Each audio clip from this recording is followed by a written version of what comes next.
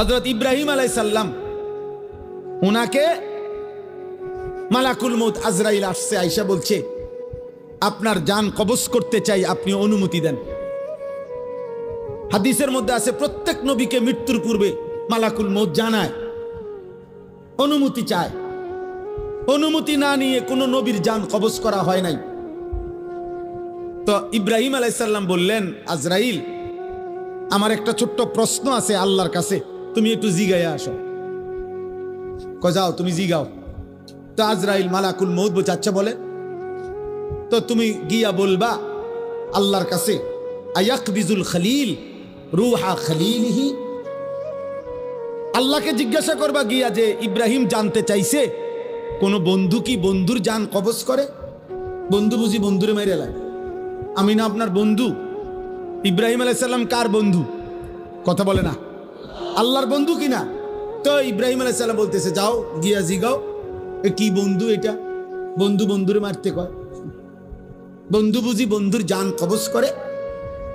সুবহানাল্লাহ। আল্লাহ তাআলা তখন বললেন জিব্রাইল, আরে আজরাইল মালাকুল মউত, তাহলে এক কাজ করো, তোমারে আমি আরেকটা প্রশ্ন করতেছি ইব্রাহিমকে বলার জন্য, তুমি হেইটা গিয়া কও, যাও আবার যাও।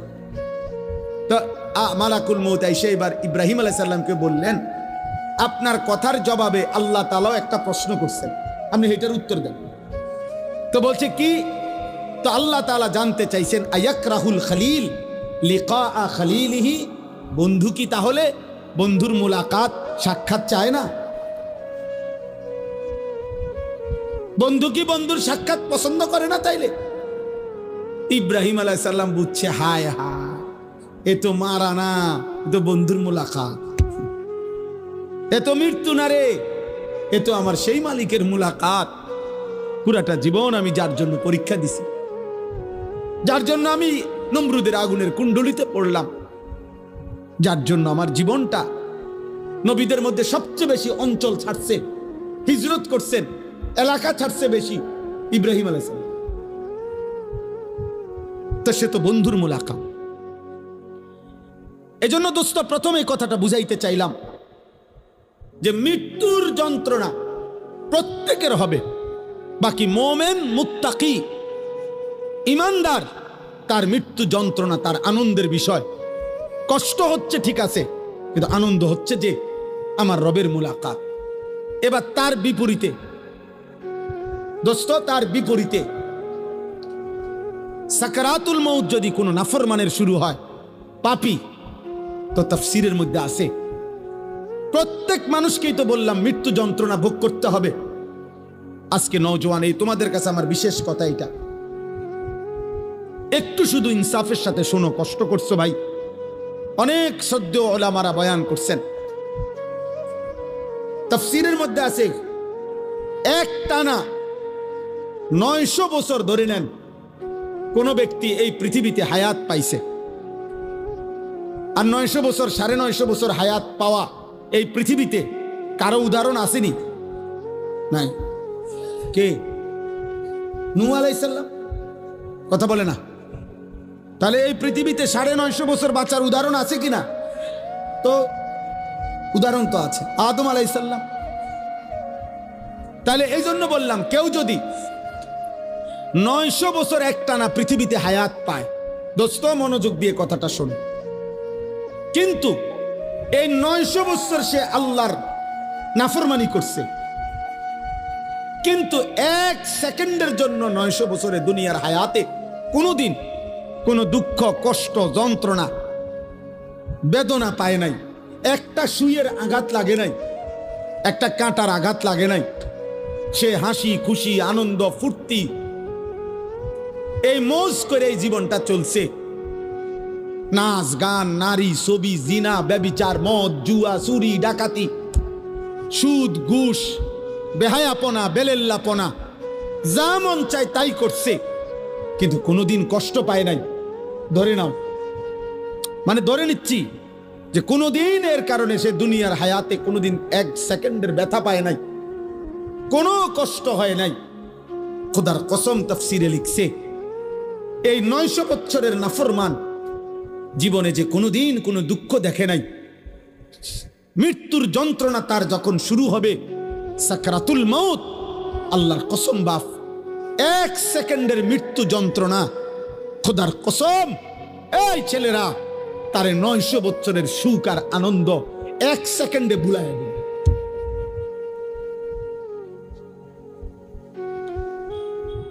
কবরের আযাব পরে, জাহান্নামের আযাব পরে, হাসরের আযাব দোস্ত আমার পরে, এগুলা তো আছে সামনে, কিন্তু 1 সেকেন্ডের মৃত্যুর যন্ত্রণা, এখনো জান কবজ হয় নাই, শুধু মৃত্যুর যন্ত্রণা শুরু হয়েছে। নাফরমান 1 সেকেন্ডের মৃত্যু যন্ত্রণায় 1000 বছরের আনন্দ ভুলে যাবে। আর কোনোদিন মনে পড়বে না তার যে জীবনে সে কোনোদিন সুখ দেখছে কিনা, সুখ দেখেছে কিনা।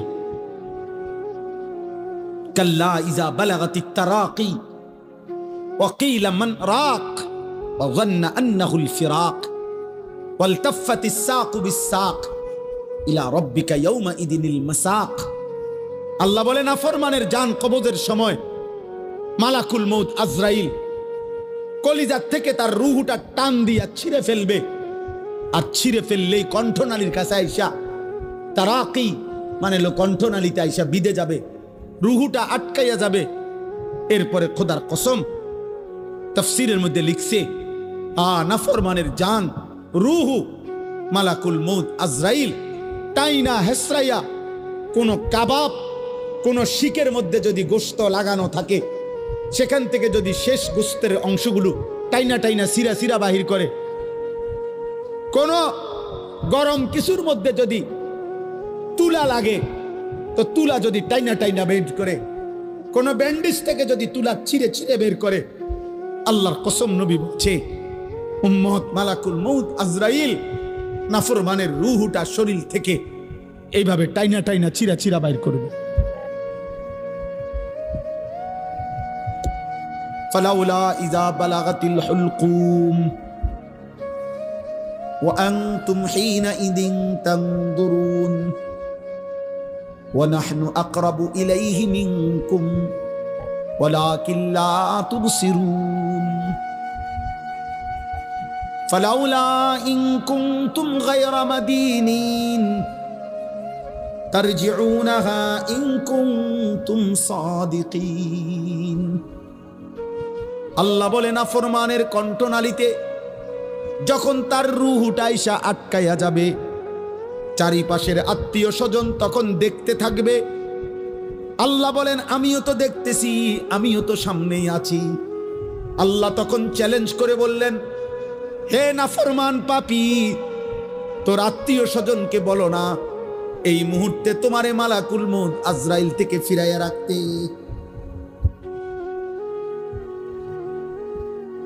অতএব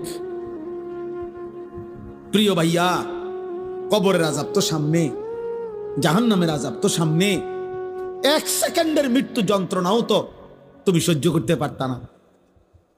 হযরত আমর ইবনুল আস রাদিয়াল্লাহু তাআলা আনহু, নবীজির বিখ্যাত সাহাবী, ওনাকে বলা হয়েছিল মৃত্যুর পূর্বে ওনার ছেলে, উনি ইমানদার, উনি সাহাবী, ওনার ছেলে আব্দুল্লাহ ইবনে আমর ইবনুল আস, উনিও সাহাবী। ছেলে বলতেছিলেন মৃত্যুর পূর্বে, আব্বা আপনার কাছে এই মুহূর্তে, শেষ মুহূর্তে মৃত্যু যন্ত্রণা কেমন মনে হইতেছে? প্রিয় ভাই শোনো, হযরত আমর ইবনুল আস বলছেন, ইয়া বুনাইয়া কাআন্না জিবালাদ দুনিয়া আলা সাদরি ওয়া কাআন্নি আতানাফাসু মিন সাকবিল ইবরা। এই কিতাব আমার কাছে গাড়িতে আছে। ওয়াজাআত সাকরাতুল মাউত বিল হক, এটাই কিতাবের নাম। আমার কাছে একটা আরবি কিতাব আছে, এই কিতাবের নামে এটা, এই কিতাবে লিখছে। হযরত আমর ইবনে আস বলে, পুত, এই বাপ সন্তানকে বলছে, বাবা রে, আমার মনে হচ্ছে কাআন্না জিবালাদ দুনিয়া, দুনিয়ার সমস্ত পাহাড়গুলো আমার বুকে চাপ দিয়ে রাখছে। কাআন্না জিবালাদ দুনিয়া আলা সাদরি, মৃত্যু যন্ত্রণা আমার মনে হচ্ছে দুনিয়ার পাহাড়গুলো আমার বুকে চাপ দিয়ে রাখছে রে ফুট। ওয়া কাআন্নি আতানাফাসু মিন সাকবিল ইবরা, আর আমি যেন এই পাহাড় চাপা অবস্থায় আমি যেন সুইয়ের ছিদ্র দিয়া, সাকবিল ইবরা, সুইয়ের ছিদ্র দিয়ে আমি যেন একটু একটু নিঃশ্বাস নিতেছি। আমার ছেলেরা, আমার কিশোর, আমার নওজোয়ান, আমার 16 বছরের সন্তান, এত অল্প বয়সে তুমি এত গুনাহ, এত নাফরমানি কেমনে করছো বাপ? তুমি কেমনে সহ্য করবে আব্বা? আমার 16 বছরের সন্তান আছে। আমার প্রথম সন্তানের বয়স 16 বছর বরাবর। এই জন্য 16 বছর বয়সী ছেলে তুমি আমার সন্তান।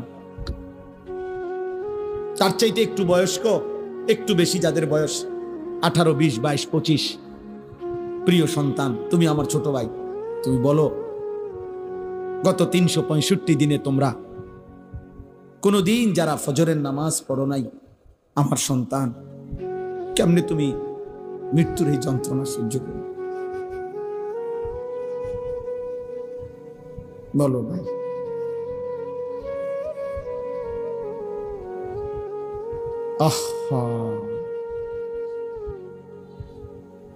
হ্যাঁ, সারা রাত যারা মোবাইলে নারী দেখো, ছবি দেখো, উলঙ্গ দৃশ্য দেখো,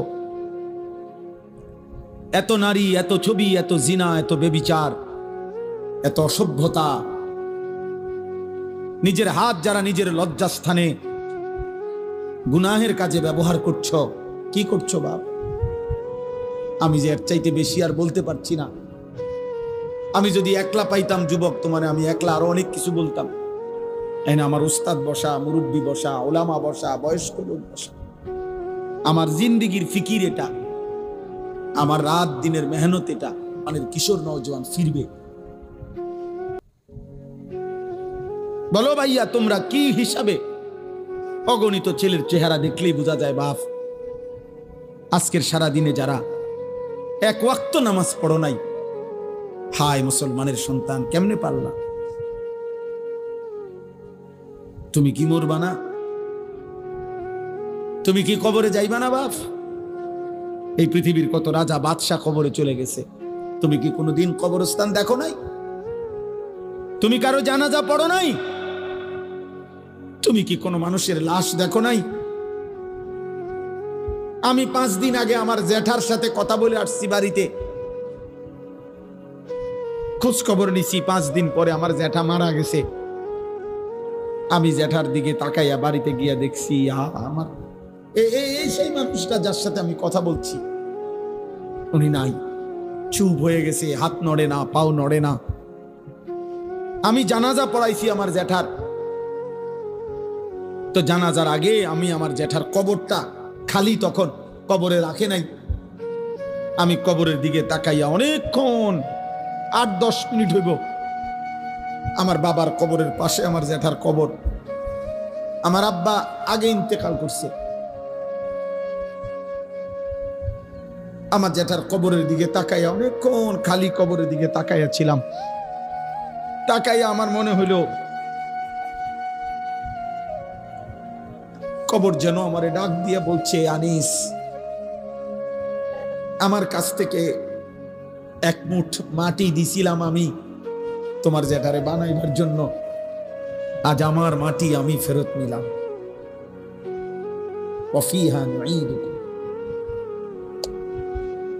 নওজোয়ান, তোমার মাটি মাটির কাছে ফেরত চলে যাবে। তুমি মাটি ছাড়া আর কিছু না। তোমার এই চোখ, নাক, কান, হাত, পাও, হ্যাঁ, এটা চোখ, নাক, কান, মাটি, মাটি, ওই মাটির টুকরা। ওয়ালাকাদ খালাকনাল ইনসানা মিন সুলালাতিন মিন তিন। আল্লাহ বলছে, শুকনো মাটি থেকে, ঠনঠনে মাটি, আমি সেখান থেকে মানুষকে সৃষ্টি করেছি। তুমি মাটির একটা টুকরা ছাড়া আর কিছু না। আর মাটির এক টুকরা এত অহংকার করা এত বড় মালিকের সামনে সাজে না রে বাপ, উচিত না, উচিত না। এত বড় মালিকের নাফরমানি করছো কেমনে? কোরআনুল করিম আল্লাহ নাজিল করছে 30 পারা। এতগুলো কথা আল্লাহ কোরআনে বলছে, 30 পারা নবীর জবান দিয়া বলাইছে 23টা বছর। কোরআন শরীফে আছে ফাবি আইয়ি হাদিসিন বাদাহু ইউমিনুন। আল্লাহ বলছে বান্দা বল না রে, আমি আর কেমনে বললে, আর কোন কথা বললে, আর কতবার বললে বান্দা তুমি আমার কথা মেনে নিতা। এই নাফরমান, এই বেনামাজি, দাঁড়া, এখন দাঁড়া। ফজরের নামাজ পড়ো না যারা, গত 1 বছর ধরে হাইওয়ান মুসলমানের বাচ্চা এত নিকৃষ্ট হয়। তোর কোনো মা নাই, তোর কোনো বাপ নাই বেটা, তোর কোনো আল্লাহ নাই, তোর কোনো নবী নাই, তোর কোনো ধর্ম নাই। নাফরমান। জীবন মানে হুদা ভাত, জিন্দিগি মানে শুধু ভাত, জীবন মানে শুধু ঘুম, জীবন মানে শুধু পেশাব পায়খানা, জীবন মানে শুধু লজ্জাস্থানের চাহিদা পূরণ। এগুলো তো কুত্তারও পূরণ হয়। এই নাফরমান, খানা তো কুত্তাও খায়, ঘুম তো কুত্তাও যায়, পেশাব পায়খানা তো কুত্তারও হয়, লজ্জাস্থানের চাহিদা তো কুকুরও পূরণ করে। কুকুরের বাচ্চা হয় না? কথা বলে না। কুত্তার বাচ্চা হয়নি তো কুকুরের বাচ্চা হয়, মানেই তো তার চাহিদা পূরণ না হইলে বাচ্চা হয় কেমনে? তো তুমি এটা কি ভাবছো বাপ? 1 ওয়াক্ত নামাজও পড়তা না, কেমনে বাঁচবা? ফাকাইফা তাত্তাকুনা ইন কাফারতুম ইয়াওমান ইয়াজালুল বিলদানা শিবা। আল্লাহ বলে বান্দারে আমার, কেমনে রে বান্দা এত নাফরমানি করছো? আল্লাহ বলে সেদিন হাসরের দিন আমার বান্দা কেমনে রে বাঁচবা বান্দা? এত নাফরমানি, এত মিথ্যা, এত চুরি, এত জিনা। এক মোমেন মুসলমান দাবি করে 30 বছর ধরে সুদ খাও। মুসলমান বুঝি 30 বছর সুদ খায়? মুসলমান কেমনে 30 বছর নাচ গান দেখে? মুসলমানের মা, মুসলমানের বোন কেমনে 20 বছর ধরে বেপর্দা? মুসলমানের ঘরে কেমনে প্রত্যেক দিন নাটক, সিনেমা, নর্তকীর ছবি চলে, নাটক সিনেমা চলে। আল্লাহ বলেন আমার বান্দা এই যে দিন রাত নাফরমানি করছো, ফাকাইফা তাত্তাকুন, ওই হাসরের দিন কেমনে বাঁচবা বান্দা? যেই দিনের একদিনেই দুঃখ কষ্ট আর পেরেশানি আর যন্ত্রণায় একদিনেই দুধের বাচ্চা, কোলের বাচ্চা বুড়া হয়ে যাবে। ইয়াউমান ইয়াজালুল বিলদানা শিবা। একদিনে ইয়াউমান, কয়দিনে? একদিনে বাচ্চা বুড়া হয়ে যাবে, একদিনেই কালো চুল সাদা হয়ে যাবে।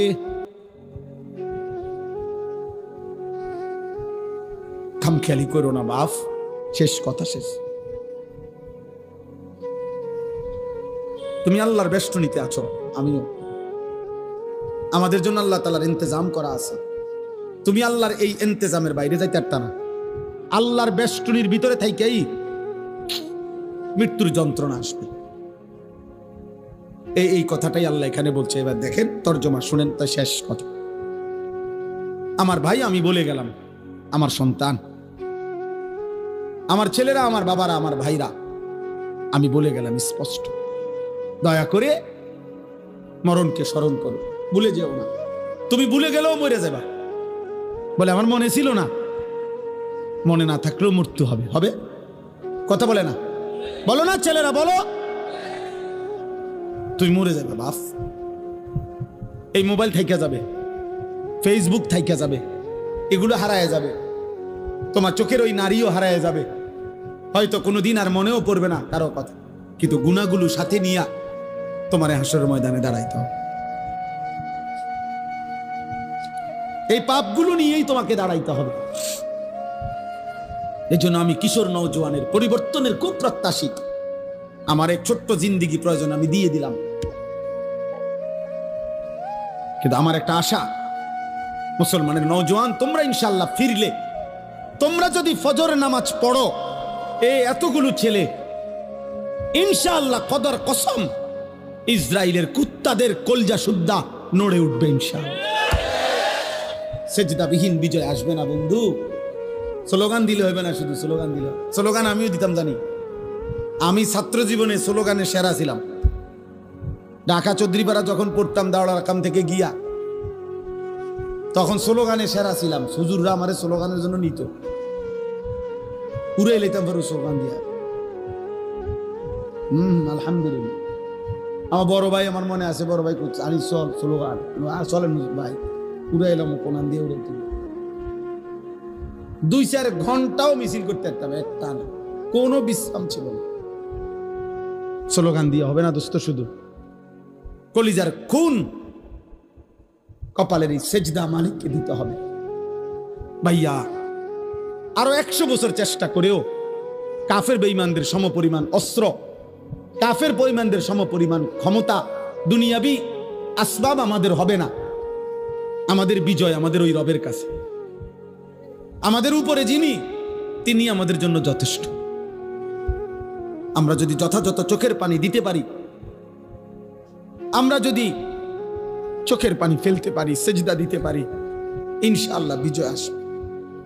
গাজাবাসী সন্তান খুব কষ্ট পাইতেছে বাপ।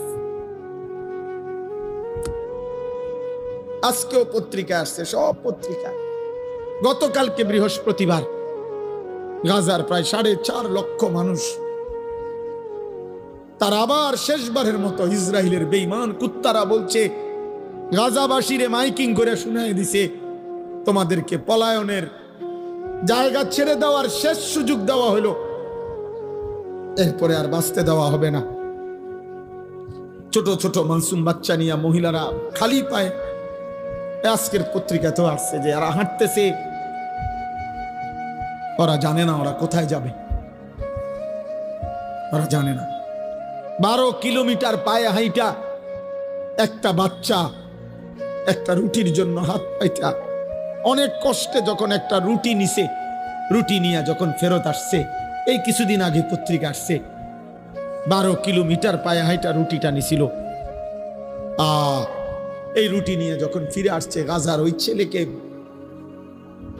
গুলি করার পরে বুলেটের আঘাতে রুটি হাতে মাসুম সন্তানের কলিজাটা ঝাঁঝরা হয়ে গেছে, ও আর রুটি খাইতে পারে না।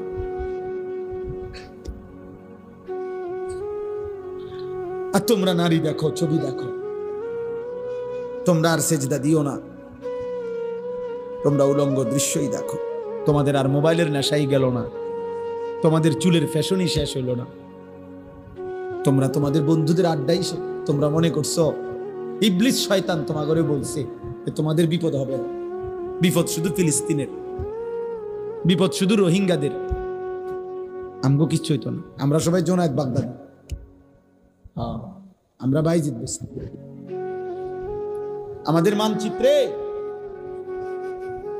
ওলামায়ে কেরামকেও বলি, আমাদের মানচিত্র বাংলাদেশের আরেকবার তাকাই দেখেন, আজকে দেখেন আমাদের মানচিত্রে পার্বত্য চট্টগ্রাম সহ কক্সবাজারের এই সাইড, এটা আলগা এরকম। এটা যদি আমি একটা কেচি দিয়া শুধু কাটে, এটা আমি ফরে যাবে, কেচি দিয়া কাটলে যেরকম আলাদা হয়ে যাবে, আমাদের পার্বত্য চট্টগ্রামকে যেই কোনো মুহূর্তে কাইটা ফেলা হবে, আলাদা করে দেওয়া হবে। এই যে কয়েকদিন টানা খাগড়াছড়িতে রক্তের বন্যা বইতেছে, বাংলাদেশে কোন কারফিউ, আর্মি, সেনাবাহিনী কিছু দিয়ে পারতেছে না থামাইতে, বুঝছেন? কোন বিবেকবান উত্তরবঙ্গের খবর নিয়েন, রংপুর জেলার, রংপুর বিভাগের 8টি জেলাতে কসম খোদার প্রতিদিন মুসলমান খ্রিস্টান হইতেছে। আমি নিজে গত বছর এক চিল্লা পুরা 40 দিন দিনাজপুর ছিলাম, 40 দিন ছিলাম। আমি রন্ধ্রে রন্ধ্রে আমার গাড়িটা দিয়া, আমার গাড়ি সহ চিল্লা দিছি, ড্রাইভার সহ পুরাটা জেলা চষে বেড়াইছি, 3 জেলা অনবরত দৌড়াইছি 40 দিন। হুজুর আলহামদুলিল্লাহ 63টা জামাত কাকরাইল আসছে আমাদের সাথে, 950 মানুষ আল্লাহ রাস্তায় বেরিয়েছে আলহামদুলিল্লাহ। কিন্তু আমি দেখছি সেখানে অগণিত, শুধু দিনাজপুর জেলাতে 500-র উপরে ছোট বড় গির্জা এবং চার্চ আছে। আমি এবার রমজানের ঈদের পরে 2 দিন কুড়িগ্রাম লালমনিরহাট সফর করছিলাম, সেখানে আমি নিজ চোখে দেখছি, কসম খোদার, এমন দুই ভাইকে দাওয়াত দিছি, তারা খ্রিস্ট ধর্ম প্রচার করে, তারা আগে মুসলমান ছিল। আশ্চর্যের কথা হলো দুইজনের মধ্যে এক ভাই 7 বছর মসজিদে ইমামতি করে, এই কোরআন হাতে বললাম, ও খ্রিস্টান, ও এখন খ্রিস্ট ধর্ম প্রচার করে।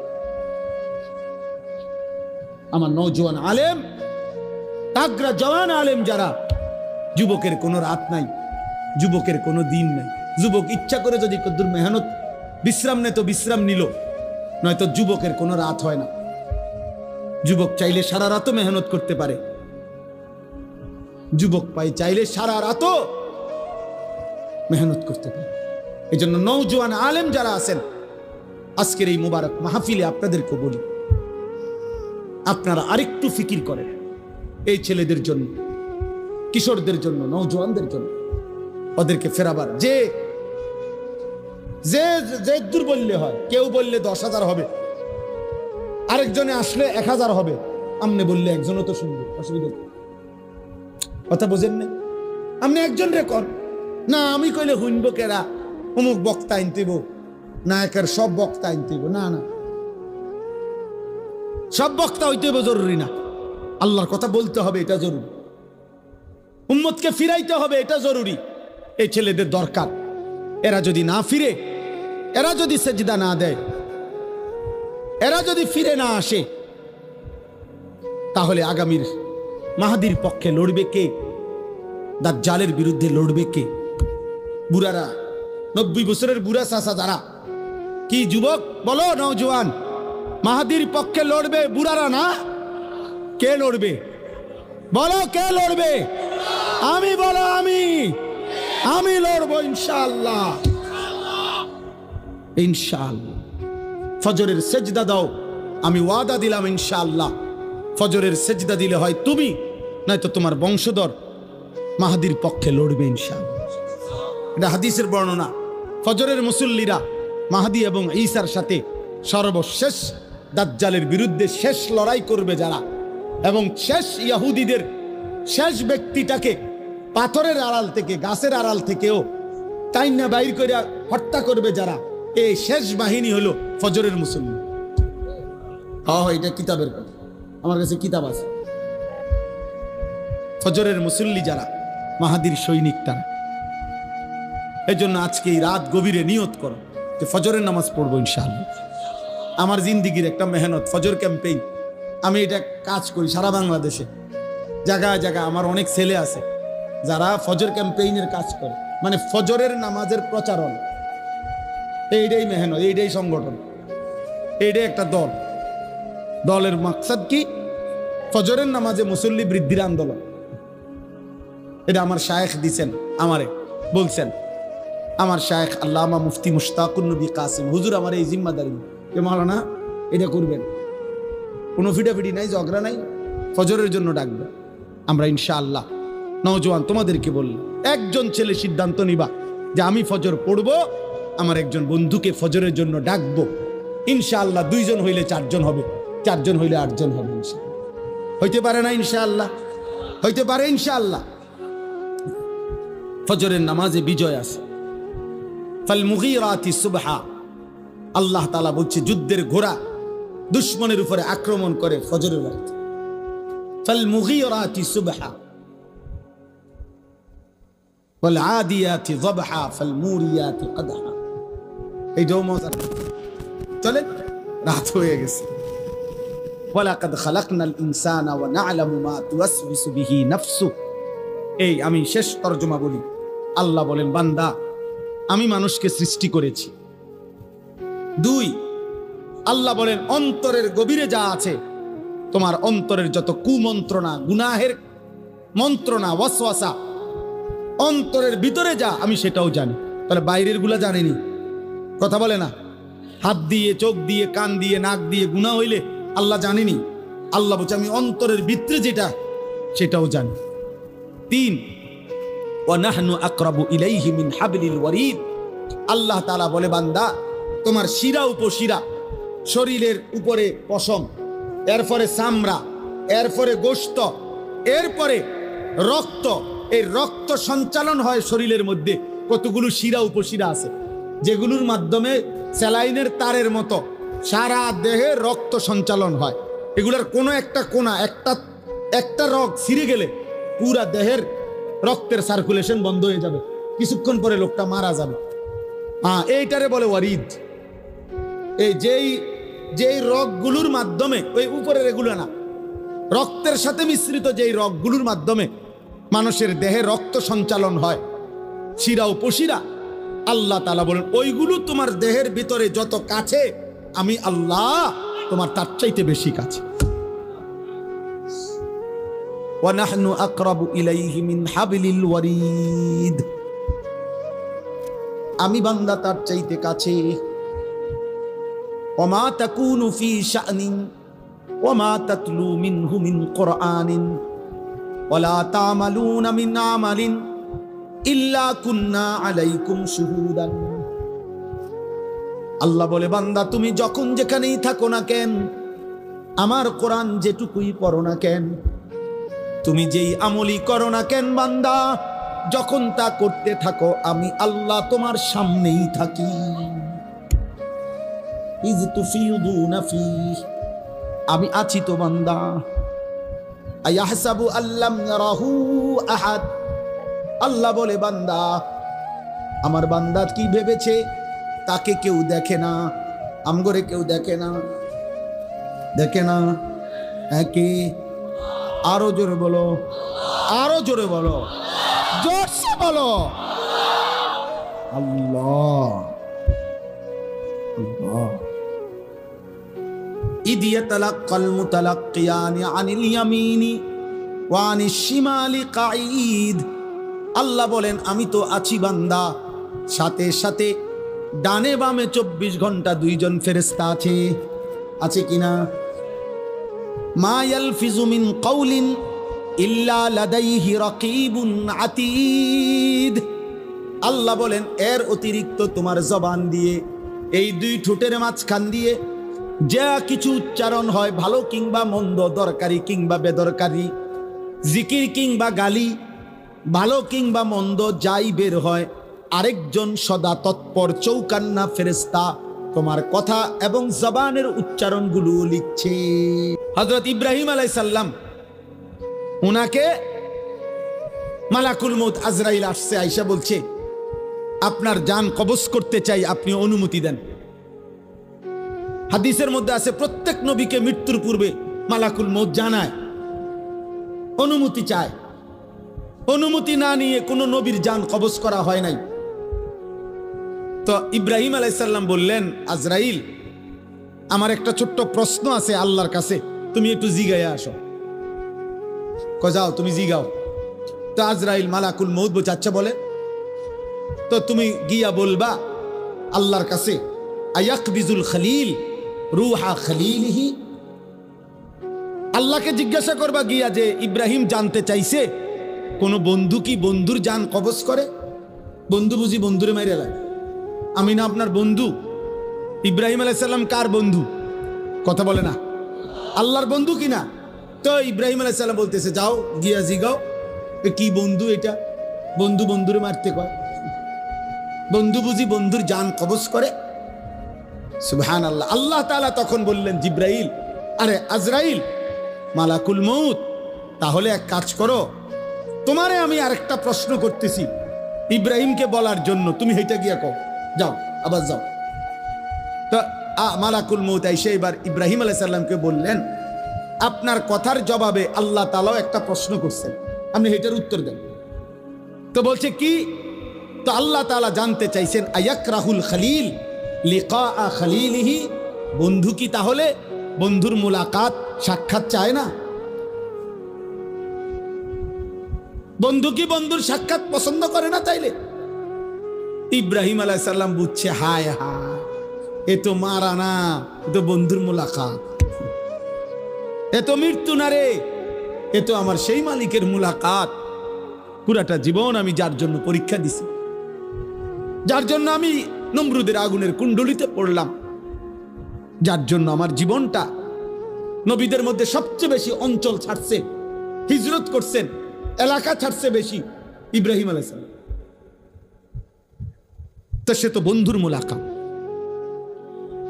এজন্য দোস্ত প্রথমে এই কথাটা বুঝাইতে চাইলাম যে মৃত্যুর যন্ত্রণা প্রত্যেকের হবে, বাকি মোমেন মুত্তাকি ইমানদার তার মৃত্যু যন্ত্রণা তার আনন্দের বিষয়। কষ্ট হচ্ছে ঠিক আছে, কিন্তু আনন্দ হচ্ছে যে আমার রবের মুলাকাত। এবার তার বিপরীতে দোস্ত, তার বিপরীতে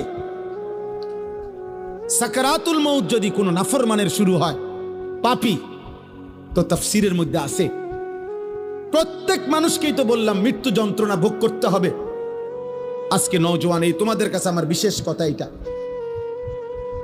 একটু শুধু ইনসাফের সাথে শোনো। কষ্ট করছো ভাই, অনেক সদ্য ওলামারা বয়ান করছেন, তাফসীরের মধ্যে আছে এক টানা 900 বছর ধরে নেন কোন ব্যক্তি এই পৃথিবীতে হায়াত পাইছে। আর 900 বছর 950 বছর হায়াত পাওয়া এই পৃথিবীতে কারো উদাহরণ আসেনি?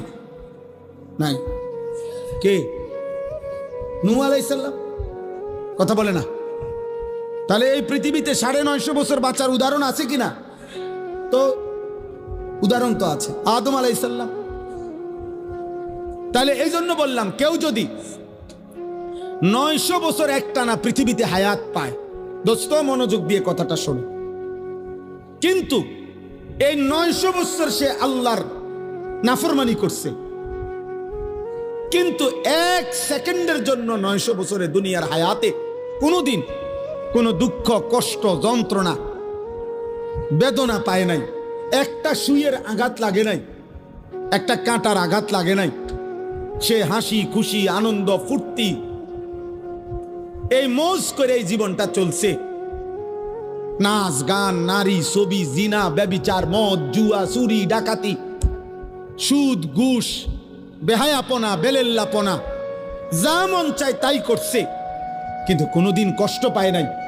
ধরে নাও, মানে ধরে নিচ্ছি যে কোনোদিন এর কারণে সে দুনিয়ার হায়াতে কোনোদিন 1 সেকেন্ডের ব্যথা পায় নাই, কোনো কষ্ট হয় নাই। খোদার কসম তাফসীরে লিখছে এই 900 বছরের নাফরমান জীবনে যে কোনোদিন কোনো দুঃখ দেখে নাই, মৃত্যুর যন্ত্রণা তার যখন শুরু হবে, সাকরাতুল মউত, আল্লাহর কসম বাপ, 1 সেকেন্ডের মৃত্যু যন্ত্রণা, খোদার কসম এই ছেলেরা তারে 900 বছরের সুখ আর আনন্দ 1 সেকেন্ডে ভুলায় দেবে।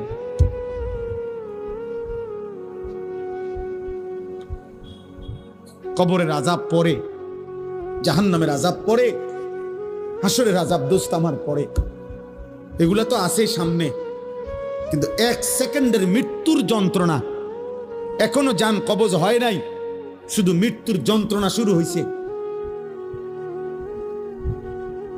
নাফরমান 1 সেকেন্ডের মৃত্যু যন্ত্রণায় 1000 বছরের আনন্দ ভুলে যাবে। আর কোনোদিন মনে পড়বে না তার যে জীবনে সে কোনোদিন সুখ দেখছে কিনা, সুখ দেখেছে কিনা। কাল্লা ইযা বালাগাতিত তারাকি ওয়া কিলা মান রাক ওয়া যান্না আন্নাহু আল ফিরাক ওয়ালতাফাতিস সাকু বিস সাক ইলা রাব্বিকা ইয়াওমা ইদিনিল মাসাক।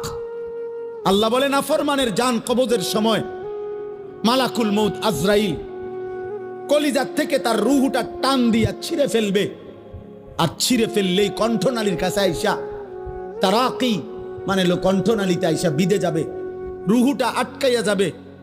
এরপরে খোদার কসম তাফসীরের মধ্যে লিখছে নাফরমানের জান রূহ মালাকুল মউত আজরাইল টাইনা হেসরাইয়া কোনো কাবাব, কোনো শিকের মধ্যে যদি গোশত লাগানো থাকে, সেখান থেকে যদি শেষ গোশতের অংশগুলো টাইনা টাইনা সিরা সিরা বাহির করে, কোন গরম কিছুর মধ্যে যদি তুলা লাগে তো তুলা যদি টাইনা টাইনা বের করে, কোন ব্যান্ডেজ থেকে যদি তুলা ছিঁড়ে ছিঁড়ে বের করে, আল্লাহর কসম নবী বলছে উম্মত মালাকুল মউত আজরাইল নাফরমানের রূহটা শরীর থেকে এইভাবে টাইনা টাইনা চিরা চিরা বাইর করবে।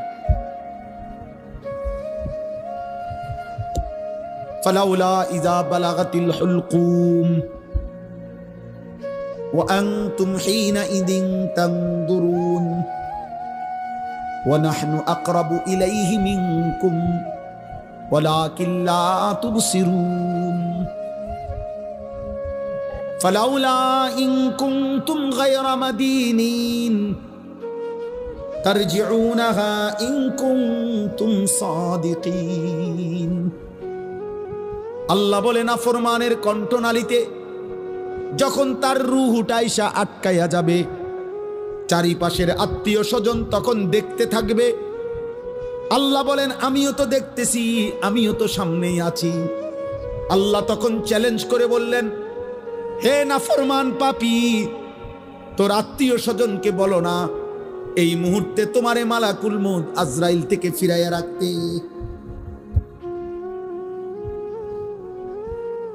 অতএব প্রিয় ভাইয়া, কবরের আযাব তো সামনে, জাহান্নামের আযাব তো সামনে।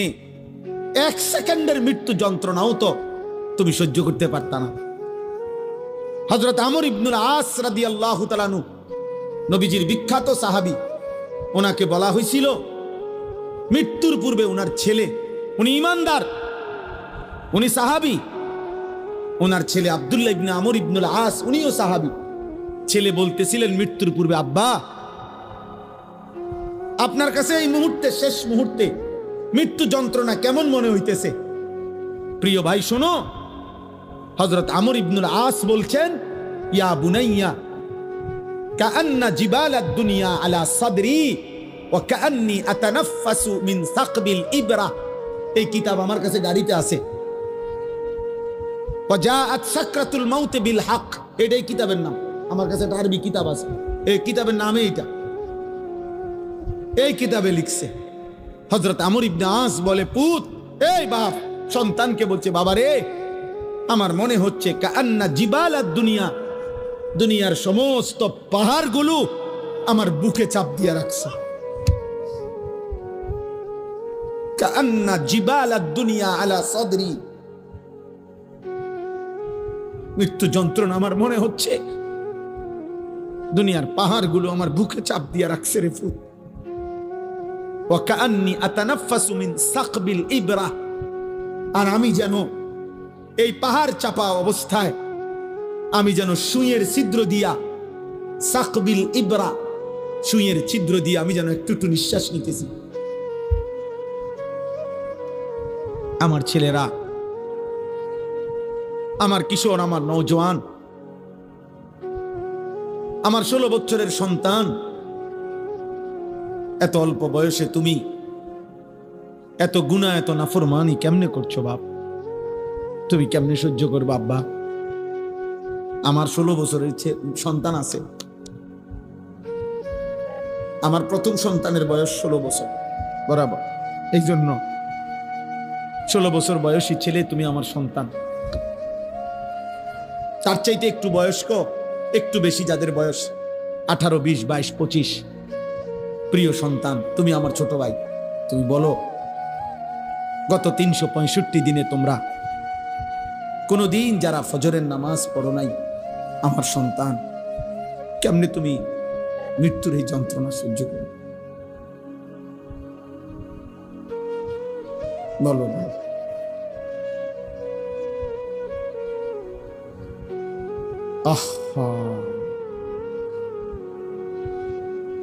হ্যাঁ, সারা রাত যারা মোবাইলে নারী দেখো, ছবি দেখো, উলঙ্গ দৃশ্য দেখো, এত নারী, এত ছবি, এত জিনা, এত বেবিচার, এত অসভ্যতা, নিজের হাত যারা নিজের লজ্জাস্থানে গুনাহের কাজে ব্যবহার করছো, কি করছো বাপ? আমি যে এর চাইতে বেশি আর বলতে পারছি না। আমি যদি একলা পাইতাম যুবক, তোমারে আমি